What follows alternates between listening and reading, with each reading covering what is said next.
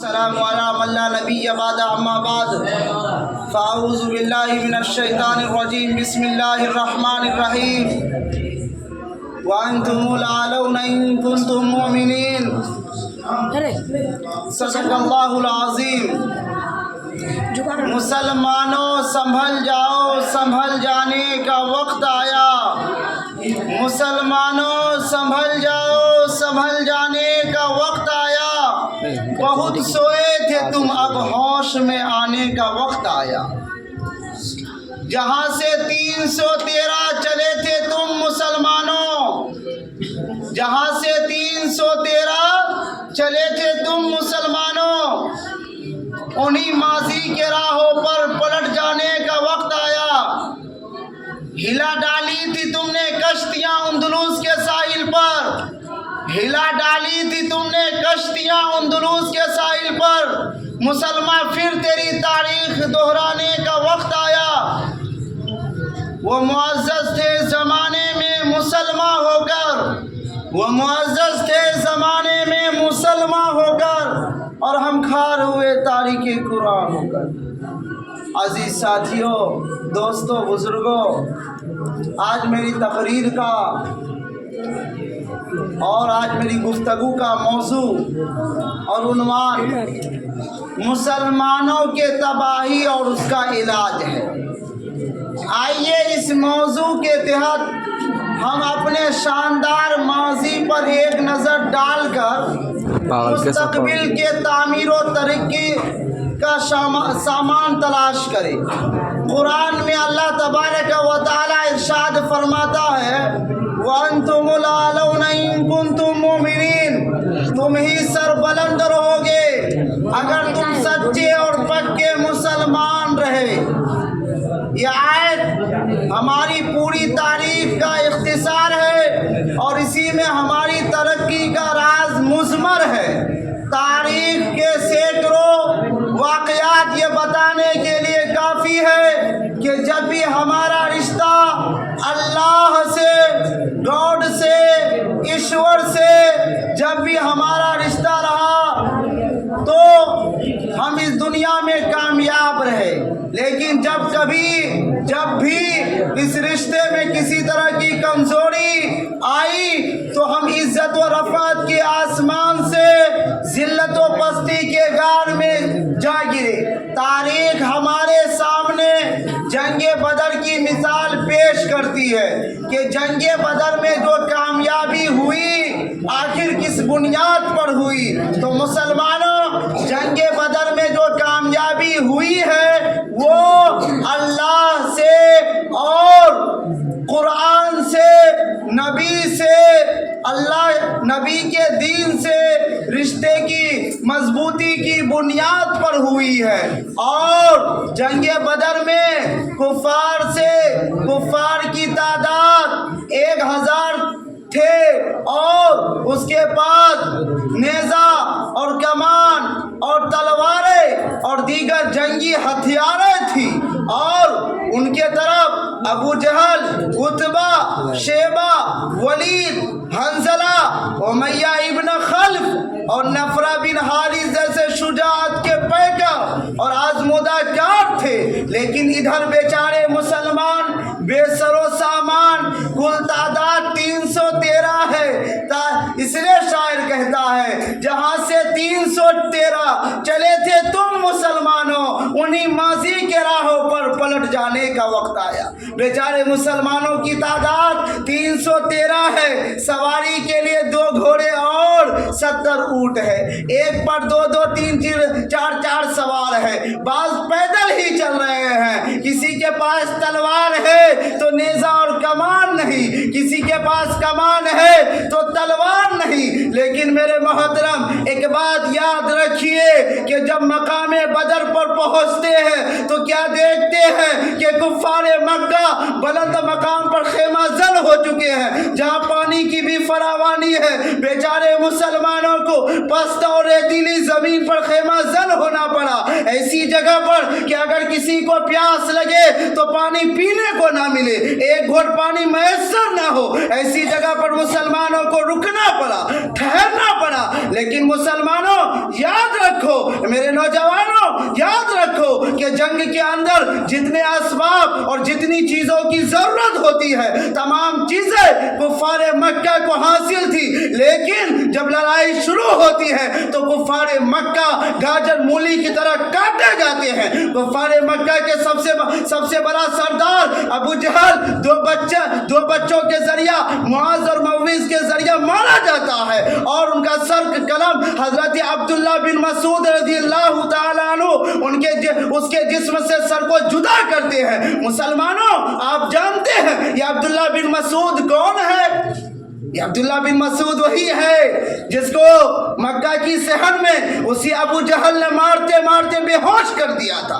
آج میدان جنگ کے اندر وہ عبداللہ بن مسعود ابو جہل کا سر قلم کرتے ہیں، اور امیہ ابن خلف جو ابو جہل کے بعد کفار مکہ کا سب سے بڑا سردار مانا جاتا تھا، سمجھا جاتا تھا، لیکن اپنے ساتھیوں کو اس طرح تہتیگ ہوتے دیکھ کر میدان جنگ گھبرایا اور میدان جنگ چھوڑ کر بھاگنے لگا۔ لیکن یاد رکھیے میرے عزیز ساتھیوں، حضرت بلال حبشی رضی اللہ تعالیٰ عنہ ان کے پیچھے دوڑتے ہیں، اور جب اس کے قریب پہنچتے ہیں تو یہ امیہ ابن خلف گھوڑے سے نیچے اتر جاتا ہے، پیٹ کے بل چیت لیٹ جاتا ہے، معافی مانگتا ہے کہ مجھے معاف کر دو، شور مچاتا ہے، لیکن حضرت بلال حبشی رضی اللہ تعالیٰ عنہ نیچے سے تلوار چلا کر کے جہنم رسید کر دیتے ہیں، جہنم پہنچا دیتے ہیں۔ آپ جانتے ہیں یہ بلال حبشی رضی اللہ تعالیٰ کون ہے؟ جب مکہ میں ایمان لائے تو اسی امیہ ابن خلف نے تکلیفیں دی، اذیت دی، راتوں میں جنجیروں میں باندھ کر اوپر سے کوڑے لگاتا اور زیادہ زخمی کیا جاتا، اور صبح پیروں میں رسی باندھ کر حضرت بلال حبشی رضی اللہ تعالیٰ عنہ کو مکہ کی گلیوں میں گھسیٹا جاتا اور طرح طرح کی اذیتیں اور تکالیف پہنچائی جاتی۔ کبھی ابو جہل کا نمبر آتا، کبھی امیہ ابن خلف کا نمبر آتا، کبھی اوروں کا نمبر آتا۔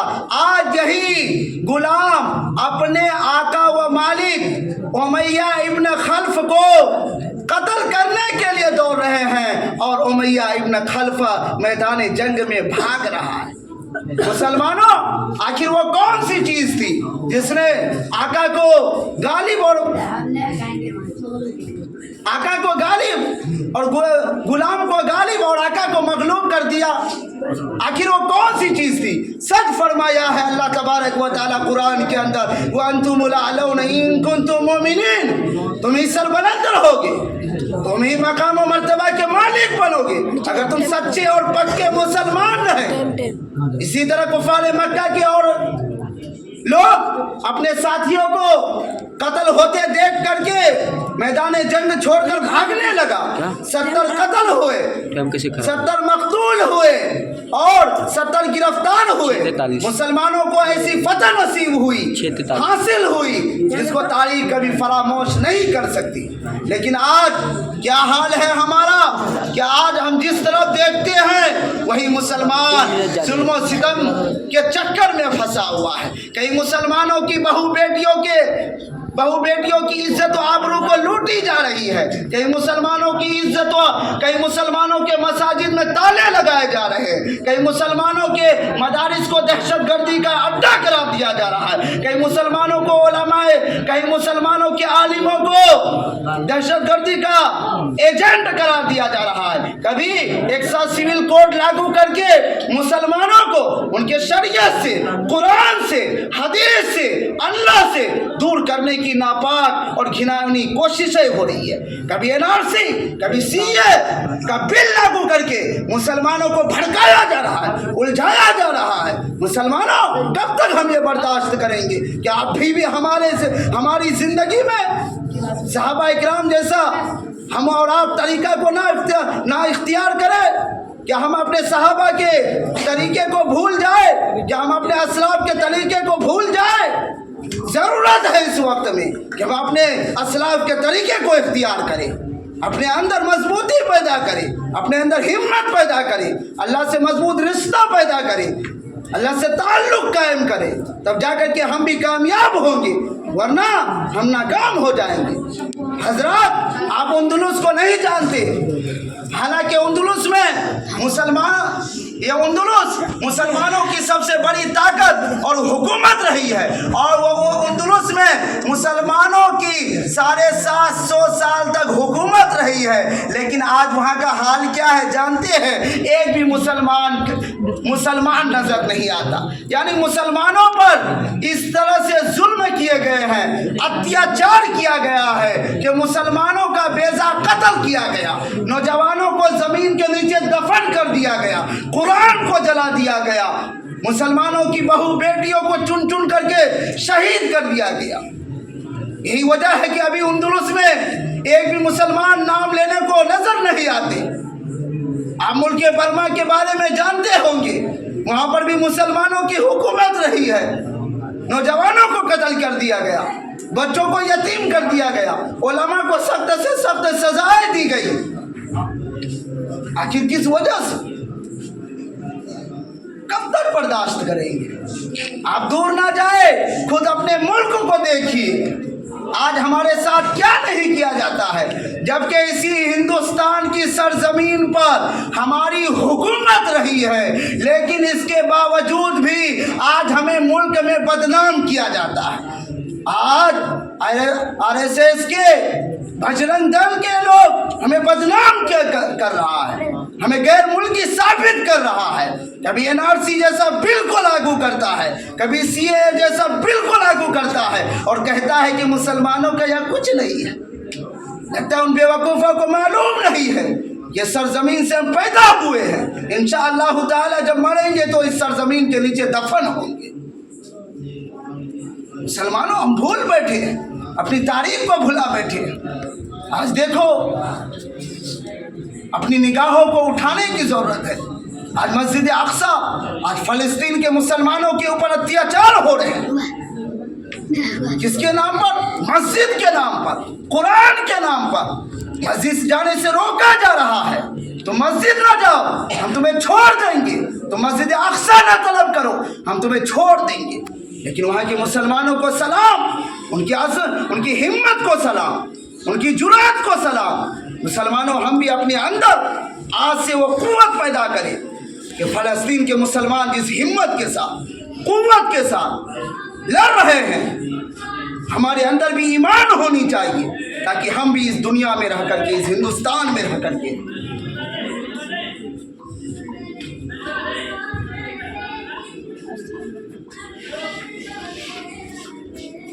अल्लाह ताला से दुआ कीजिए, अल्लाह तबारक व तआला जितनी बातें कही गई है हमें और आपको अमल करने की तौफीक अता करें। चलिए आप कीजिए।